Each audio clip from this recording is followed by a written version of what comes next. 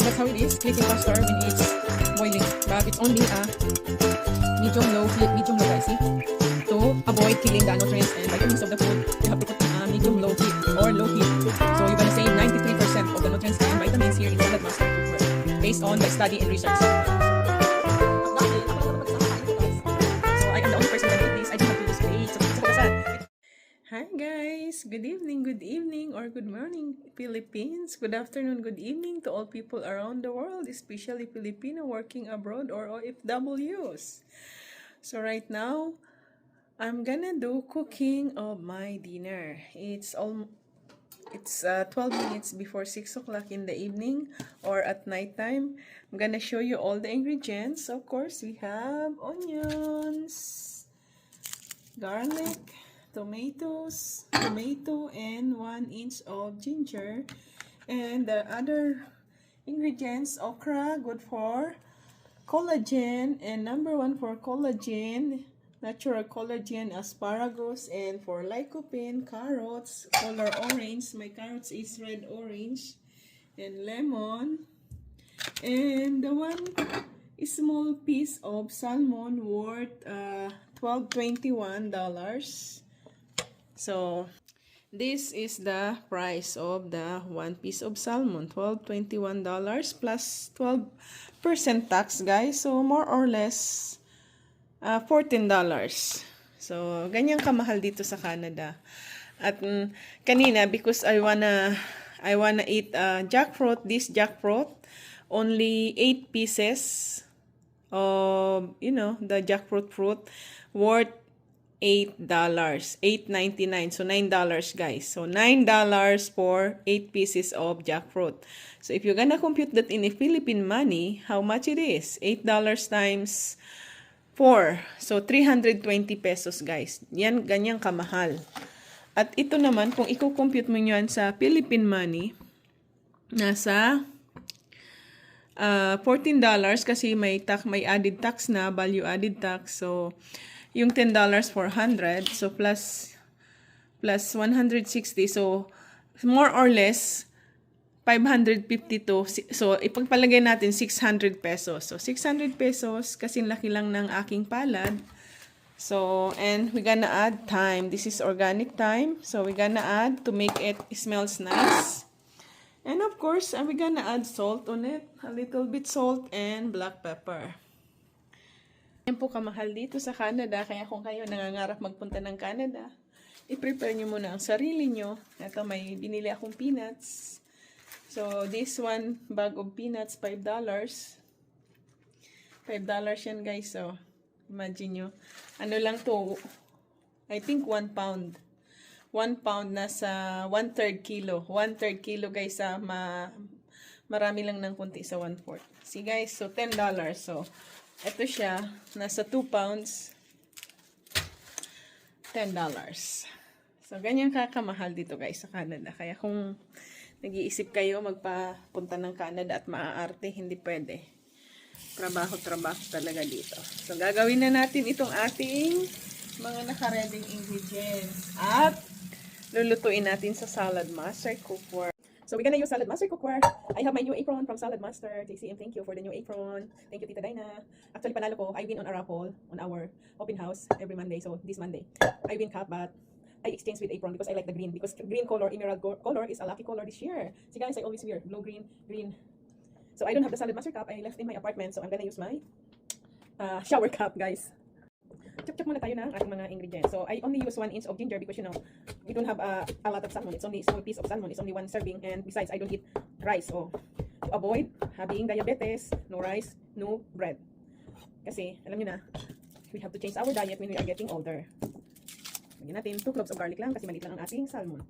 At, ibibake ko siya sa Salad Master Cookware. I always include the skin because it's antioxidant, high in antioxidant, the garlic peel. And this one, siyempre, babalatan ko kasi medyo maalikabok yan. Pero, itong balat niya ay gagawin kong peel mamaya. Isasama ko naman siya sa yung balat ng onion. So, bakit ganun? May bulok na yung gitna. So, tanggalin natin yung bulok na hindi na yan pwede isama kasi may bacteria na yan. Kunin lang natin yung walang bulok. At hindi rin siya pwedeng ilagay sa tea pag may bulok-bulok na, guys. Kasi marami na siyang bacteria. So, ngayon, kukunin ko yung walang bulok. Bakit sa gitna ang naunang mabulok? Baliktad. Usually sa labas. Tanggalin natin to. Ayan, wala naman siyang bulok. Malinis yung yung tatlong piraso. So, maglalagay tayo nito sa ilalim ng onions para mabango. At lalagyan din natin siya sa ibabaw. So, ganyan ako magluto guys.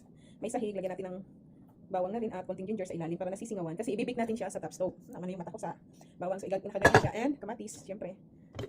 Kalahati sa taas, sa ibabaw ng salmon at kalahati ay sa ilalim. Kasi hindi natin yan tutubigan. Bake lang siya. Bake on top stove. Hindi tayo gagamit ng lumuluha mata ko sa ano ng sibuyas. Tapang talaga yung pulang sibuyas guys. It's very strong. The red onions. Kaya yung iba ginagamit nila ay ano. Yung white onions. Ang ating salt ayaw nito. So, tanggalin ko ang takip. So, ilagay na natin ito. Hindi ko na siya guys. Wala na akong time mag-marinate. Mas masarap pag marinate. Pero dahil nga itong salmon ay nakapilay na, okay na siya guys na hindi marinate. Pag nakapilay na yung salmon, nakapilay talaga guys yung mata ko dahil sa sibuyas. Ayan. So, ito na. Lagyan na natin ang salmon dito. At lagyan natin siya ng konting asin. Sobrang pino naman itong asin na ito. Parang ayaw magpadampot. At paminta. Hugas mo na ako ng kamay kasi nalagyan na ang bigla. Ayan, paminta na, syempre. Ngayon, pakanin natin ang ating time. Tapos, malalagas ang dahon nito kasi malinis na ito eh. Pag binili kasi guys, yung ganyan nakapak na siya, malinis na yan eh. So, lagyan lang natin siya dyan para mabango. And then, chop-chop ulit tayo ng onions. Ang bango, sarap ng amoy. Ang bango nito kapag naluto. Lagyan natin siya dyan sa ibabaw, pati yung ginger. Lagyan na natin. At yung kamatis naman na ating iniwanan sa ibabaw naman. Para mabango siya at masarap. Para timplado siya guys. So, ayan. At, syempre, lalagyan natin ng konting lemon. Nalumuluha yung mata ko guys dahil sa ano, don't include the seeds. Remove the seeds of lemon. Para masarap siya. May asim-asim na konti. And I don't use vinegar guys, especially white vinegar because it's become brittle your bones. So that's why I always substitute with natural lemon. Unless you're gonna use apple cider, but I don't like the smell of apple cider. Teka, makapagpahid muna ng luha. At tumutunog na yung luha ko. Ay, grabe talaga ang sa mata ko. Very sensitive ang mata ko guys pagdating sa ano. At ito na, syempre, we gonna add the okra, my favorite, and patuloy natin ang asparagus. Para magkasya siya. Ayan. Ayan na. Simpleng ulam guys. At we gonna add again black pepper. So that's how I do cooking guys to avoid fats and oil. Because when you cook with oil, it's gonna be toxin. Your food is gonna be toxin. That's why you have to go watch out. That's why a lot of people getting illnesses, different complication in their body because they are not careful what they are cooking. They are not careful what they are eating. They just cook but in a wrong way. You have to cook a proper way, healthy way like this. So I'm just gonna put this on the top stove. I'm gonna put the camera closer to it. So turn on to medium heat. You see guys, medium heat. And that's and close the lid. See guys, I didn't add any oil. Just bake. Bake like this instead of using oven because in the oven it takes 30 minutes. But here on top stove, it's gonna be baked for only 5 to 10 minutes guys. This is how very fast cooking on the stove. Top stove cooking using Salad Master cookware. Salad Master. See guys, the name Salad Master. And this is the brain of the cookware or Beppo bulb that's sealing. Sinisil niya all vitamin and nutrients inside. So you don't have to flip up the vegetable and the fish when you are cooking. Just leave it. It's gonna cook it by itself. When it's cooked, the brain of our cookware, it's gonna click, click, click like that. So, when it's click, click like that, it's done and cooked already. So, we don't add any more oil because, you know, fish has their own oil, omega-3 fatty acids that we need in our body. If you add oil, it's going to become toxin and it's useless. The nutrients is going to kill. You're going to kill the nutrients of the food that you are killing with, especially deep fried. Even spring rolls, guys, when I make lumpiang Shanghai or spring rolls, I do bake in the oven. It's healthier than deep fried. When it's deep fried, become toxin. So, I'm just giving you some tips, guys, to be healthy. So, it's up to you. It's your choice if you want to be healthy or to get so many illnesses. So that's how it is, clicking faster when it's boiling. But it's only a medium-low heat. Medium-low guys, see? To avoid killing the nutrients and vitamins of the food, you have to put in a medium-low heat or low heat. So you're gonna save 93% of the nutrients and vitamins here in Salad Master cookware based on the study and research. So that's how it is, clicking faster when it's boiling.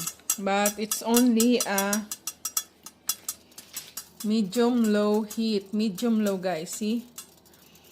To avoid killing the nutrients and vitamins of the food, you have to put in a medium-low heat or low heat. So you're gonna save 93% of the nutrients and vitamins here in Salad Master cookware based on the study and research.